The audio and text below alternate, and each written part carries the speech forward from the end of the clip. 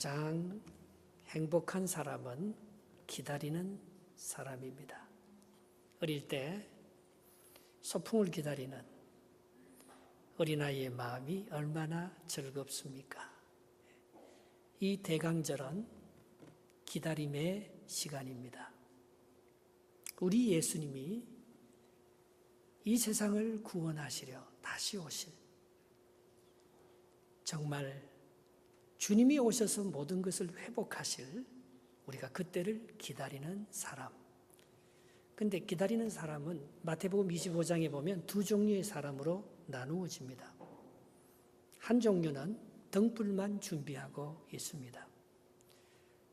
다른 지혜로운 어리석은 그런 처녀들은 등불만 준비했지만 지혜로운 그런 여인들은 등불과 함께 기름을 준비하고 있습니다. 기름을 준비하는 사람은 기다리는 사람이에요. 그러나 등불만 준비한 사람은 조급한 사람이죠. 기다리지 못하는 사람이죠. 여러분, 기다린다는 게 뭐예요? 내가 원하는 때에 상대방이 빨리 와주는 것, 그게 아니잖아요. 신랑이 올 때까지 기다리는 거예요. 언제 올지 몰라요. 상대방의 시간에 맞추어 내가 오랫동안 참고 인내하는 것, 그게 기다림일 것입니다. 기다림이라는 꽃말을 가진 꽃들이 있습니다. 밤을 기다리는 꽃이 있어요. 달맞이꽃. 그 꽃은요, 밤에만 피어나요. 어둠을 기다리는 꽃입니다. 그 반대로 밝음을 기다리는 꽃이 있습니다. 해바라기. 해바라기의 꽃말이 기다림이에요. 그리움이에요. 나무 중에서는 자작나무, 님그림이라는 꽃말이 자작나무입니다.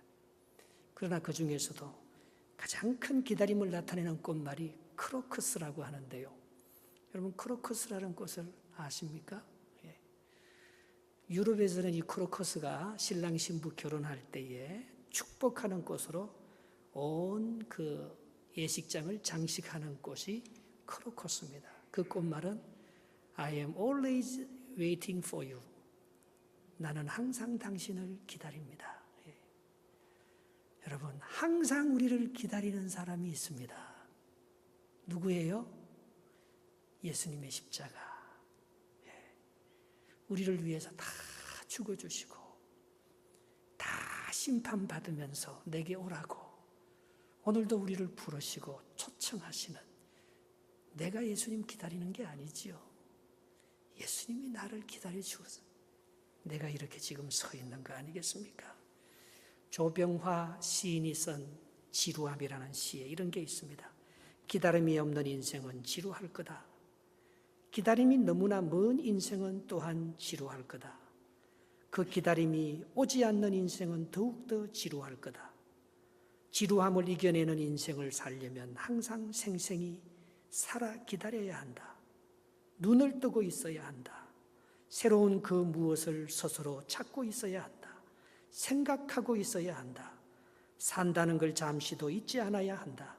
무엇보다도 스스로의 모습을 항상 보고 있어야 한다. 어떻게 내가 변화해가고 있는 것을. 여러분, 온전한 기다림이라는 것이 무엇일까요? 대표적인 사람이 욥이에요. 그리고 탕자를 기다리는 누가복음 15장의 아버지입니다. 그들은 조급하지 않습니다. 내가 누구를 기다리면서 그 사람이 빨리 오기만을 바라보면 어리석은 처녀지요. 내가 조급해서 못 기다립니다. 그러나 기다리면서 내가 변하는 거지요.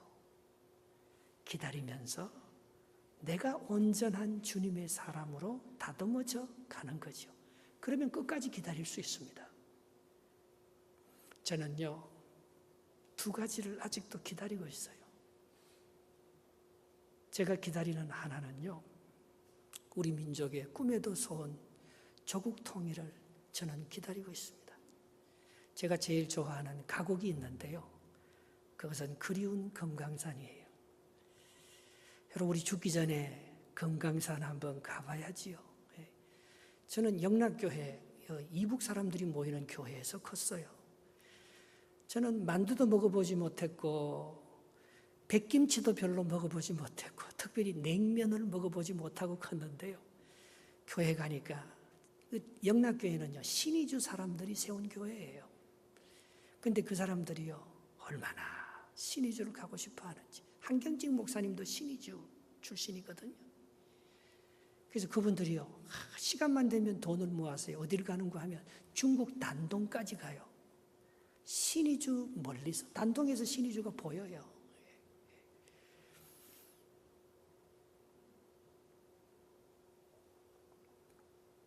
누구의 주제론가 맑고 고운 산, 이렇게 시작되는 그리운 금강산 말입니다.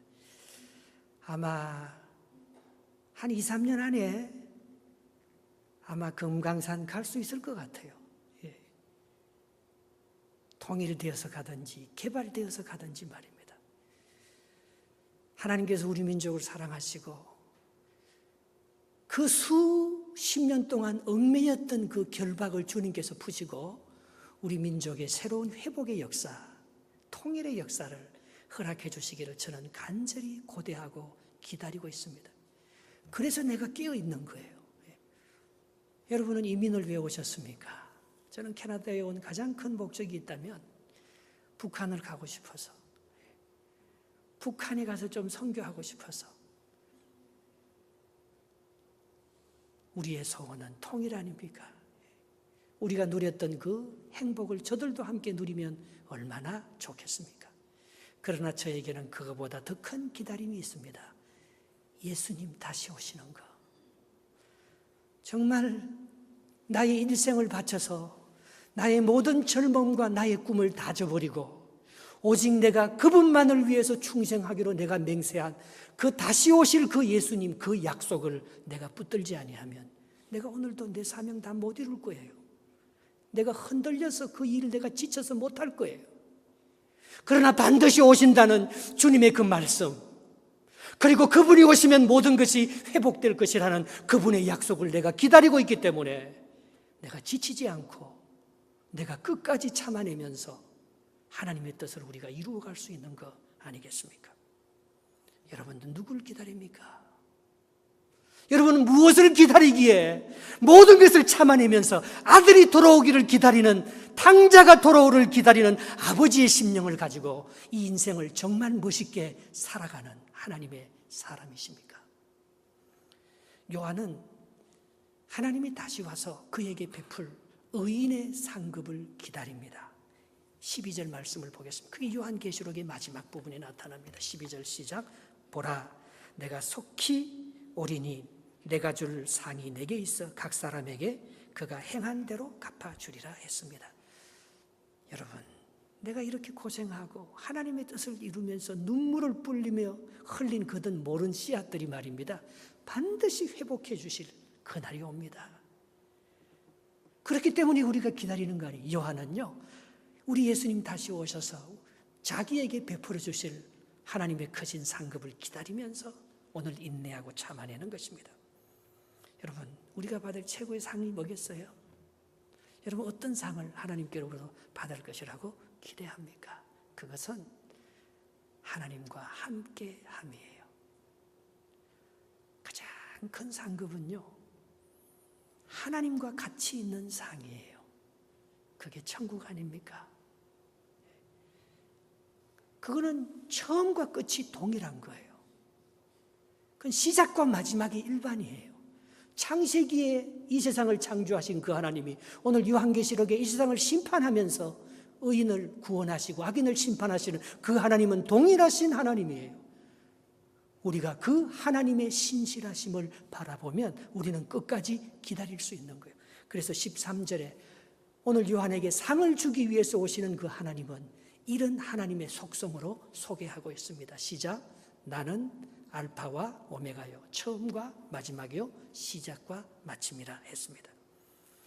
여러분, 모세가 구약에서 가장 큰 상을 받은 사람 아닙니까? 율법을 완성한 가장 큰 사람 아닙니까? 모세의 상이 뭡니까? 하나님과 동행하는 거예요. 그가 시내산에 올라가서요, 하나님을 만나고 오니까 사람들이 모세의 얼굴을 보지 못했어요. 모세의 얼굴에 하나님이 보이니까, 하나님의 영광이 모세에 나타나니까 모세는 그 빛이 너무나서 사람들이 모세의 얼굴을 못 보니까 사람들하고 대화할 때 어떻게 했어요? 수건을 쓰고 했어요. 하나님과 기도하러 올라갈 때는 수건을 벗고, 사람들과 또 대화할 때는 수건을 쓰고, 하나님과 함께한 그 영광이 얼마나 큰지 모르는 것입니다. 오늘 주님이 변화산상에 올라갔을 때에 주님이요, 그냥 인간 인성 예수님이 아니고 새로운 주님의 모습으로 완전히 변하는 것을 볼 수가 있습니다. 그래서 마태복음 17장 2절에 주님이 이렇게 변했잖아요. 그들 앞에서 변형되사 그 얼굴이 해같이 빛나며 옷이 빛과 같이 희어졌더라. 그냥 예수님이 아닌 거예요. 인간이 예수님이 아닌 거예요. 우리도 장차 그렇게 변할 줄 믿습니다. 하나님의 영광이 하나님과 함께 할 때에 우리가 그렇게 변하는, 그게 우리가 받을 최고의 상급이에요. 오늘 요한도 말입니다.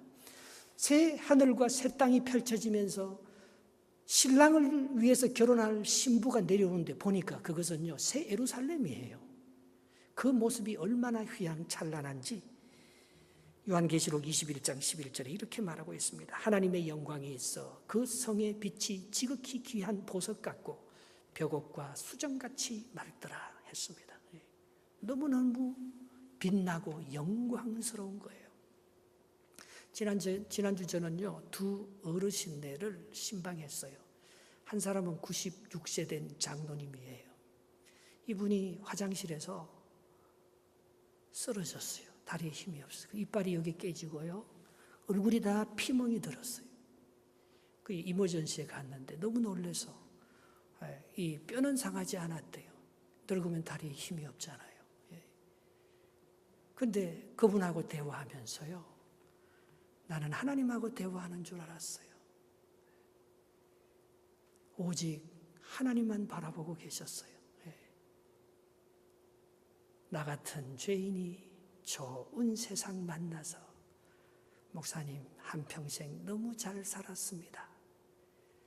하나님 감사합니다. 하나님 감사합니다. 그 말만 하시는 거예요. 어휴, 얼마나 두렵고 얼마나 원망도 많고 삶에 대한 애착도 많겠어요. 그런 거 하나도 안 보였어요. 오직 하나님하고 같이 있는 분 같아요. 이미 주님과 더불어서 왕노릇하고 있는 것 같아요. 그의 영광이 가득한 것 같아요. 그게 그분이 받을 상급이에요. 또 한 사람은요, 92살 된 이 장로님하고 같은 신학교를, 중앙신학교를 나왔어요. 목사가 된 사람인데, 이분은 92세인데요, 이 갑상선암, 전리선암이에요. 온몸이 암이에요. 그런데도 고 장로님은 이 라지 사이즈 입다가요, 지금 나이가 드니까 뼈도 가늘어지고 몸도 얼마나 쇠약해지든지 옷이 다 스몰 사이즈로 바뀌었거든요. 그런데 이 목사님은요, 92세인데 온몸에 암이 가득한데도 그는요, 얼마나 건강한지 몰라요. 이분이요, 음악가거든요. 이 목사님이 음악가예요, 목사면서. 이분은 뭘 기다리는가 하면 1919년 3.1운동 100주년을 2019년 3.1운동 때 3.1운동에 대한 오페라를 쓰려고 그 92세 노인이 말입니다.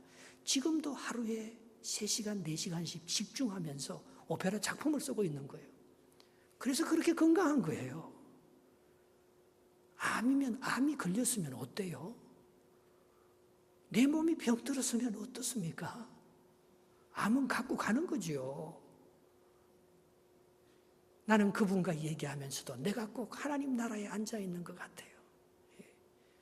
말끝마다 하나님의 은혜요, 하나님의 영광으로 가득 차 있었습니다. 이것이 요한이 본 장차 의인에게 베풀 하나님의 상급, 그들은 그것을 누리고 이 땅에서 살아가고 있었던 것입니다. 나는요, 때때로 하나님을 바라봅니다. 나는 때때로 그분의 뜻을 행하기도 합니다. 그런데 이 두 어르신네들처럼 24시간 하나님을 바라보면서 하나님의 영광이 그 뒤에 가득한 그런 모습으로 살지 못하고 있어요. 여러분, 우리가 어떻게 하면 주님과 함께 잠자리에서 일어나서 하루 내내 주님과 교제하다가 주님의 품에서 잠들 수 없을까요? 우리가 항상 주님의 뜻을 생각하면서 하나님의 영광이 나에게 머물러서 사람들이 나를 볼 때마다 하나님을 만나는 것처럼 그렇게 기뻐하고 즐거워할 수 있는 하나님의 임재 가득한 그런 삶을 우리가 살아드릴 수 없을까요? 어떤 사람은 이런 말을 하니 너무 부담스럽다고 합니다. 하나님만 생각하면 다른 일은 언제 하느냐고 말합니다. 만약에 하나님을 생각한다면 내가 하는 일에 집중할 수 없다고 그렇게 말하고 있습니다. 저도 지금까지 그렇게 생각했습니다. 저도 단순한 사람이라서요, 두 가지 일을 같이 못해요. 기도하면 기도만 했지, 기도하다가 다른 일을 하면서도 계속해서 항상 기도하는 그 훈련이 잘 안 되더라고요. 우리는요, 한 가지도 1초 동안도 한 가지 일을 집중이 안 돼요. 여러분, 기도할 때도 기도하지만은요, 묵상기도 참 좋지만 묵상기도 하면 1초도 안 돼서 내가 벌써 딴 생각이 막 들어옵니다. 집중이 안 돼요. 우리 생각은 흘러가기 때문에 한 가지 생각이 고정되어 있지 않습니다. 그렇게 한 가지를 집중하면서 계속해서 하나님의 영광만을 위해서 그렇게 살아드린다는 게 그게 안 되는 거예요. 쉽지 않은 거예요. 집중은 한 사건에게 매이는 것이 아닙니다.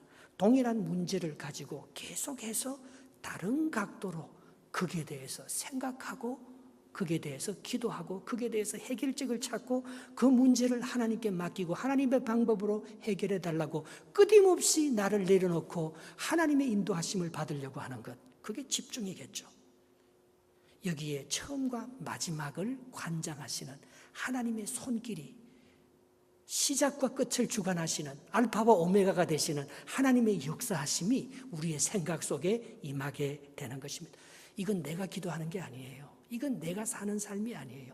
그 어른들의 삶 속에서는 하나님이 그 안에서 살고 계셨던 거예요.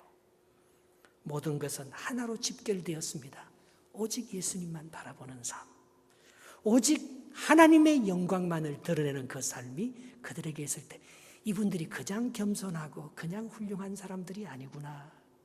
이분들이 그냥 자기의 혈기를 죽이고 끝까지 여기 90몇 세 동안 사는 이 장수의 비결이 그냥 나오는 게 아니구나. 이분들이 그렇게 훌륭하게 살 수 있었던 것은 이분들과 함께 하셨던, 끝까지 하나님만 바라보고 하나님의 영광이 그들 가운데 가득했을 때 이분들이 이렇게 동안 장수하면서 위대한 하나님의 일을 해내는 그런 믿음의 사람이 되었구나. 제가 그런 느낌을 받을 수가 있었습니다. 기다림이라는 것은 내가 원하는 결과를 얻는 게 아닙니다. 다른 가능성을 열어놓아야 합니다. 기다린다고 다 잘 되는 거 아니에요. 저는 기다려보니까요, 기다림이 길어지면 길어질수록 오히려 더 불안하고 초조해져요. 여러분 어떻습니까? 예수님이 이렇게 2000년 동안 우리를 기다려줬는데 예수님의 그 사랑과 은혜에 감격해서 평강과 더 큰 믿음의 역사를 가지고 더 오래 참고 기다립니까? 안 그러면 지금도 안 오셨는데 예수님 오시겠어?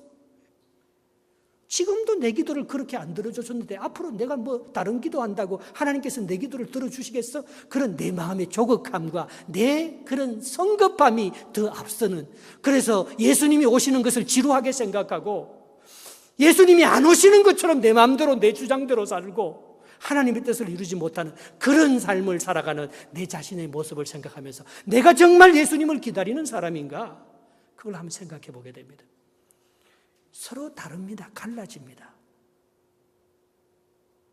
똑같이 기다리는 게 아니에요. 14절, 15절이 다릅니다. 14절 한번 읽어보겠습니다. 시작. 자기 두루마기를 빠른 자들은 복이 있나니 이는 그들이 생명나무에 나아가며 문들을 통하여 성에 들어갈 권세를 받으려 함이로다. 그러나 그 반대로 배들과 개들과 점순가들과 음행하는 자들과 살인자들과 우상숭배자들과 및 거짓말을 좋아하며 지어내는 자는 다 성 밖에 있으리라 했습니다.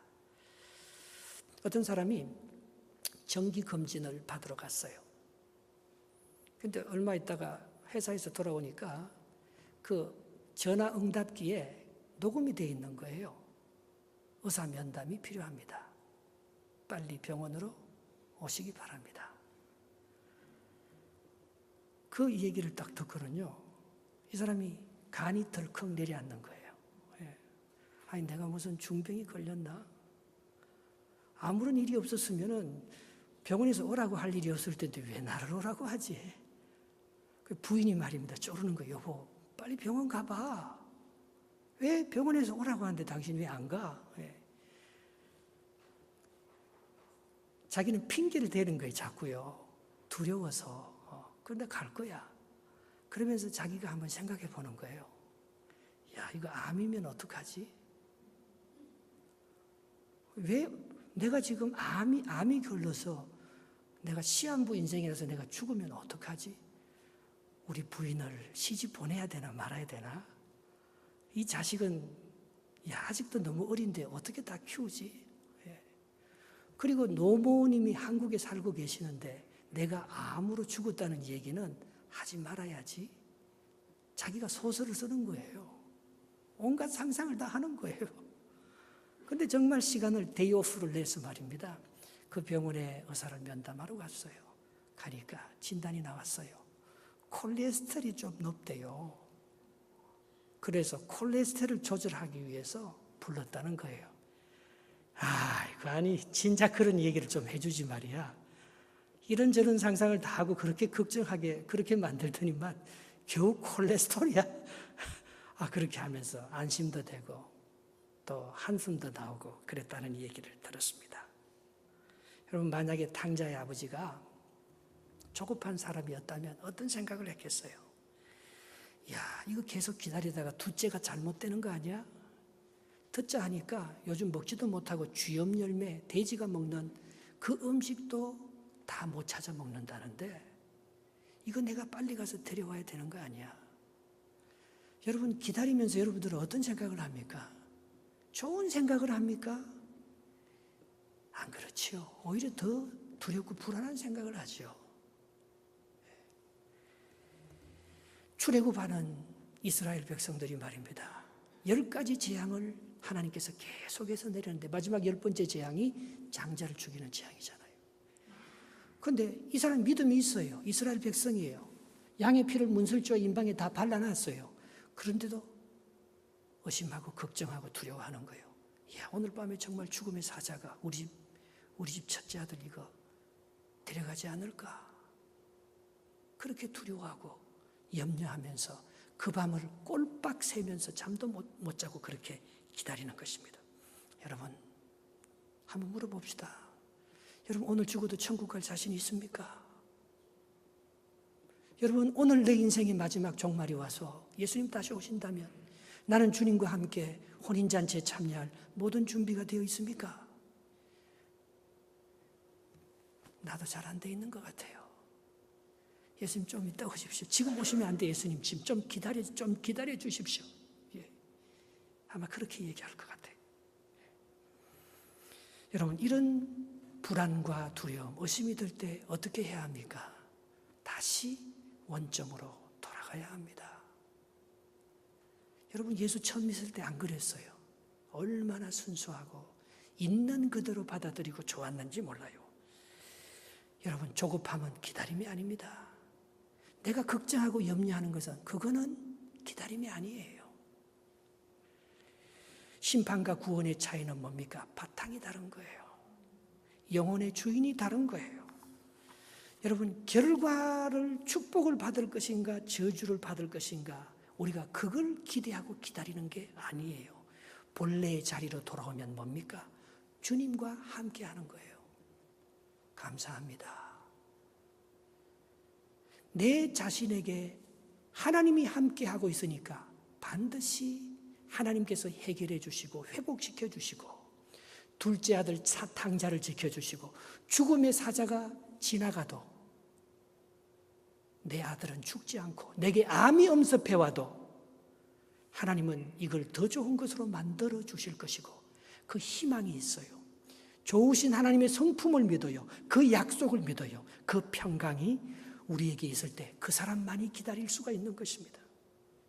기다림의 열매는 저주냐 축복이냐 그게 아닙니다. 주님이 주시는 평강입니다. 조급하면 못 기다려요. 그러나 하나님과 함께하면 그게 무슨 일이 있어도 상관이 없는 거예요. 기다려지는 거예요. 빌립보서 4장 6절 7절 이렇게 말합니다.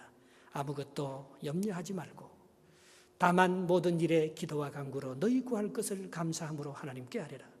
그리하면 모든 지각에 뛰어난 하나님의 평강이 그리스도 예수 안에서 너희 마음과 생각을 지키시리라 했습니까? 왜 자작나무가 기다림의 상징이 되죠? 여러분 숲에 가보면요, 다른 나무는 다 껍질이 시커멓고 상하고 그렇게 다 어두운데 말입니다. 자작나무는 껍질이 어때요? 하얗습니다. 얼마나 오래 기다렸길래 그 껍질이 다 타도록 하얗게 말입니다. 그렇게 오랜 인내 속에 기다렸을까요? 자작나무는 1000년 동안 썩지 않습니다. 그래서 숲속의 여왕이 된 거예요. 여러분 못생긴 나무가 산을 지키잖아요. 잘생긴 나무는요 못 기다리고 다 뛰쳐나가서 산을 지킬 수가 없습니다. 자작나무는 껍데기를 다 드러내기까지 오랫동안 참고 1000년을 기다리다가 그 산의 주인이 되는 거예요. 그래서 자작나무는요 그렇게 효능이 많대요. 자작나무를 해갖고 먹으면은요 만국을 치료하는 그런 약재료가 된다는 것입니다. 영혼을 사랑하는 사람만이 기다릴 수가 있습니다. 여러분 사랑한다는 게 뭐예요? 사랑한다는 것은요 항상 변함이 없다는 거예요. 고린도전서 3장 13장이 사랑장이지 않습니까? 그 결론이 13장 7절에 그렇게 되어 있습니다. 모든 것을 참으며 모든 것을 믿으며 모든 것을 바라며 모든 것을 견디느니라. 여러분 우리가 사랑한다는 것은요 항상 그 자리에 있어 주는 거잖아요. 여러분 사랑하면 어떻게 됩니까? 모든 생각이 그 한 사랑하는 대상에게 집중됩니다. 모든 사건을 그거와 관련 지어서 생각하게 되는 것입니다. 저도 난관이 부딪히는 그런 사건이 있어요. 근데 그 난관이 부딪히는 그 사건이요 내가 언제 해결되는가 하면 예수님이 나를 사랑하시는 그 사랑이 더 크게 되면 그 난관은 아무런 문제가 아닌 거예요. 그러면 그 사건은 해결이 돼요. 하나님의 변함없는 사랑이 이 문제도 능히 해결해 주실 것이라고 믿고 내가 염려하지 걱정하지 않고 주님께 맡겨놓고 기도만 해도요 하나님께서 해결시켜 주시는 거예요. 저는 그때 구약과 신약에서 다른 각도로 말하는 하나님의 뜻을 조명해 봅니다. 율법과 복음의 조화를 이루는 새로운 안목을 가지고 그 사건을 한번 통합해 봅니다. 저는 이 말씀을 분명히 믿습니다. 로마서 8장 28절 같이 한번 함성해 볼까요? 우리가 알거니와 하나님을 사랑하는 자 곧 그의 뜻대로 부르심을 입은 자들에게는 모든 것이 합력하여 선을 이루느니라. 신앙생활 하다 보면 한 개 한 개는 다 안 되는 것 같아요. 한 개 한 개는 다 관계가 힘들고 그 문제가 커 보이고 모두 어려운 것 같아요. 그러나 말입니다. 우리가 기다리잖아요. 하나님이 그 문제, 내 때로 내 방법으로 그 문제를 빨리 해결하게 그게 조급함이 아니고 하나님의 변함없는 사랑을 바라고 믿고 참고 견뎌내며 그분께 던져놓고 기다리는 것입니다. 그러면 모든 것을 합력해서 아름답게 만들어 가시는 하나님의 역사를 경험하지 않습니까? 이것이 문제를 사이에 두고 하나님과 내가 만나는 인테그리티입니다. 통합, 인테그리티. 이게 세상 사람들이 가장 좋아하는 단어래요. 작년 한 해도요 제일 많이 클릭한 영어 단어가 인테그리티입니다. 그거는 고결함, 온전함, 완전한 상태, 서로 다른 것이 하나로 통합되는 바로 로마서 8장 28절을 가리키는 것입니다. 오늘 본문에 우리가 기다리다가 조급해져서 세상의 악과 더불려서 온갖 더러운 일을 행하고 사느냐, 그러나 끝까지 기다릴 수 있는 사람은 날마다 자기 두루마기를 빨면서 오늘 주님이 오시는 그때에 기쁨으로 우리 주님을 맞이할 수 있는 슬기로운 다섯 처녀와 같이 등과 중불을 기름을 준비한 사람이냐, 그 차이가 어디 있어요? 이 두루마기를 빤다는 오늘 14절에 등장하는 이 말은요, 분사형으로 되어 있어요. 그것은 계속적인 반복된 행위를 나타내는 것입니다. 한번 목욕한 자라도 계속 씻어야 한다는 것입니다. 요한복음 13장 10절입니다. 예수께서 이르시되 이미 목욕한 자는 발밖에 씻을 것이 없나니 온몸이 깨끗함이라. 너희가 깨끗하나 다는 아니니라 했습니다. 어제 신앙생활 잘한 거 자랑하지 마시기 바랍니다. 은퇴했다고 절대 끝이 아니에요. 여러분 어떤 것에 바빠도 거기에 얽매이지 마시기 바랍니다. 하나님을 더 가까이 해야죠. 내가 인테그리티, 내 안에 하나님과 내가 어떤 사건, 어떤 문제, 어떤 우리의 인생의 고난이 역사가 있어도 그것을 하나님과 내가 인카운터, 인테그리티가 있어나서 하나님과 만나는, 계속해서 기다리면서 내가 변하는 것이죠. 기다리는 그 대상이 나에게 변화되어서 오기를 기다리는 게 아니고 내가 예수님을 기다리면서 내가 예수님처럼 온전히 변화되는 것이죠. 내가 내 두루마기를 빨면서 내가 예수님의 형상으로 날마다 깨어지고 무너지고 깎아지고 죽어지고 내가 하나님 앞에 온전한 모습으로 그렇게 날마다 새로워지는, 오늘도 우리의 발을 찔는 그 사람이 기다리는 사람들이죠. 여러분, 이렇게 기다릴 때 우리의 두 가지 축복이 나타납니다. 그 첫 번째 축복은 자기의 정체성이 확실해집니다. 자기의 정체성이 확실하지 않으면 못 기다립니다. 탕자의 아버지가 기다릴 수 있는 것은요, 그의 아버지가 인자와 국률로 똘똘 뭉친 아버지야. 아버지가 늘 그 자리에 있어요. 그러니까 자식이 나갔다가도 오는 거잖아요. 여러분, 우리가 하나님을 믿는다는 게 뭐예요? 변함이 없자는 거잖아요. 뭘 하다가 내 마음에 들면 치워버리고, 내가 하고 싶으면 또 딴 일을 하고, 그런 게 신앙생활이 아니잖아요. 아버지가 그랬다면 탕자는 못 돌아옵니다. 나에게 확실한 정체성이 있을 때요, 다 돌아오는 거예요. 다 아름답게 변화되는 것입니다. 16절 한번 읽어봅시다. 16절 시작. 나 예수는 교회들을 위하여 내 사자를 보내어 그들을 너희에게 정언하게 하였노라. 나는 다윗의 뿌리요 자손이 곧 광명한 새벽별이라 했습니다. 예수님은 어디서 뚱딴지같이 갑자기 태어난 별난 존재가 아닙니다. 다윗의 뿌리, 광명한 새벽별, 천지 창조 때 주님과 함께한 어둠을 밝히고 세상의 빛을 가져주는 광명한 새벽별이기 때문에 예수님의 아이덴티티, 정체성은 확실합니다.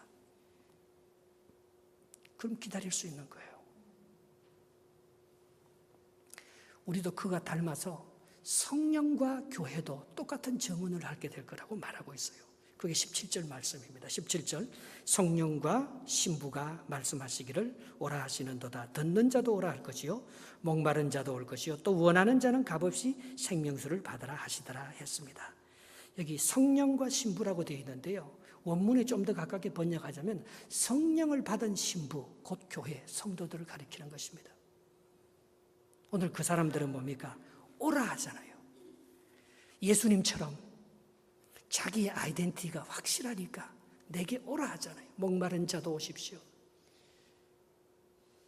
양식이 없어서 고통받는 질병에 걸린 사람도 오십시오. 내게 오면 반드시 값없이 주시는 하나님의 풍성한 은혜와 그 축복을 당신이 누릴 수 있을 것임이라 그렇게 말하잖아요. 예. 여러분, 그게 구약의 주제잖아요. 하나님께 돌아오라. 예. 우리가 기다린다는 것은요, 예수님께서 우리를 왜 기다리시죠? 우리는 딴 데 가서 뭘 위로를 받고 은혜를 입으려고 다른 걸 자꾸 찾아다닙니다. 그러나 주님께로 와야지 목마름이 해결되는 거예요. 주님께로 와야지 우리의 모든 죄악이 값없이 하나님의 은총과 그런 속죄와 위로와 치유와 능력과 부요함과 구원의 역사를 우리가 맛볼 수 있는 것이 주님밖에, 성령을 받은 교회는 그렇게 증거하는 거예요. 예수님께 오십시오. 성령을 받은 사람들은 말입니다, 그걸 내가 풀려고 하지 아니하고 초청하는 거예요. 주님께로 오십시오. 하나님을 더 많이 사랑하십시오. 하나님과 함께 하십시오. 하나님께서 그 문제를 해결하십니다. 하나님이 당신의 문제의 근원을 모두 다 갖고 있는 키입니다. 우리가 그렇게 얘기할 수 있으면 우리는 기다릴 수 있는 거예요. 예수 그리스도를. 그렇지 않으면 우리가 예수 그리스도를 못 기다리죠. 내 방법대로 조급해서 내가 그 문제를 내가 해결하려고 하다가 다 넘어지고 자빠지면서 하나님의 온전한 인테그리티를 이루어갈 수가 없는 것이죠. 이거 왜 우리 이 계시, 묵시라는 것은요, 나만 봤거든요. 그래서 다른 사람들이 보지 못했기 때문에 보지 못하는 사람들은 그걸 의심하고 더하거나 빼거나 자기 마음대로 해요. 그거는 분명히 은총의 역사고 하나님께로 돌아가야지만 이 문제가 해결되는데 그것을 하나님의 사건으로 풀지 아니하고 사람들의 방법과 사람들의 자기 계획으로 이거는 첨가하고 이거는 빼고 그렇게 하면 그 사람은 온전한 인테그리티, 하나님의 평강을 누리면서 끝까지 못 기다린다는 거예요. 그것이 18절 19절 말씀입니다. 한번 읽어보겠습니다. 시작. 내가 이 두루마리의 예언의 말씀을 듣는 모든 사람들에게 증언하노니 만일 누구든지 이것을 외에 더하면 하나님이 이 두루마리에 기록된 재앙들을 그에게 더하실 것이요 만일 누구든지 이 두루마리의 예언의 말씀에서 제하여 버리면 하나님이 이 두루마리에 기록된 생명나무와 및 거룩한 성의 참여함을 제하여 버리시리라 했습니다. 여러분, 또 하나 우리가 그걸 기다릴 수 있는 힘은요, 주님께서 반드시 오신다는 그 약속을 믿는 거예요. 그 사람은 기다릴 수 있어요. 2000년 동안 안 왔잖아요. 근데 예수님이 정말 오십니까? 정말 이 인류 역사를 인간이 하는 대로 버려두지 아니하시고 예수님께서 정말 다시 오셔서 이 인류 역사를 회복하시고 우리의 억울함을 다 해결해 주실까요?